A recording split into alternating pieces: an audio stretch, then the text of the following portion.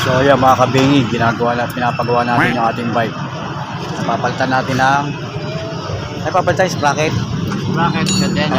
Sprocket tsaka kadena. At brake cable. Tsaka ano? Brake cable. Brake cable. Aray ko, pakak. So yan po. Gagawa na po yung bike natin para malakas na yung preno natin. Saka bagong palit na yung kadena. Ano pilido mo, Je?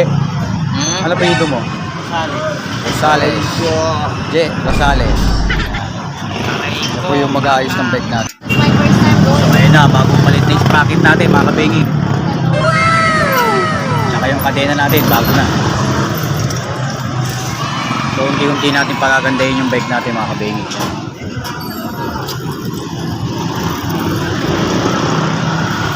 So ayan, malupit po yung nag-aayos niyan. J. Rosales. Sana. So dito po nga pala tayo kay, ano, kay Boss Tick Boy Bike Shop. Yan. Tick Boy Bike Shop.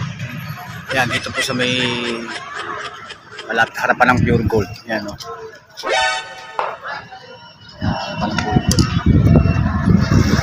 So dito po itong pagawa ng bike sa bike shop ni Tick Boy, Boss Tick Boy sa Tuktukan, Taguig City, sa harapan ng Pure Gold.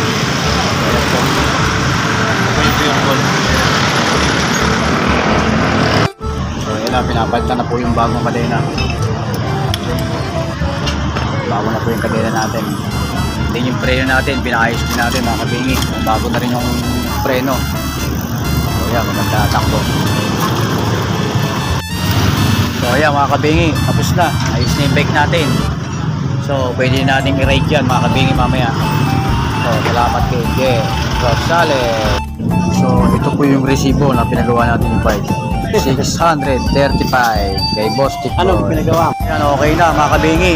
Ayos na yung bike natin. So bibigyan natin ng tips si ano. Pangalan mo, J?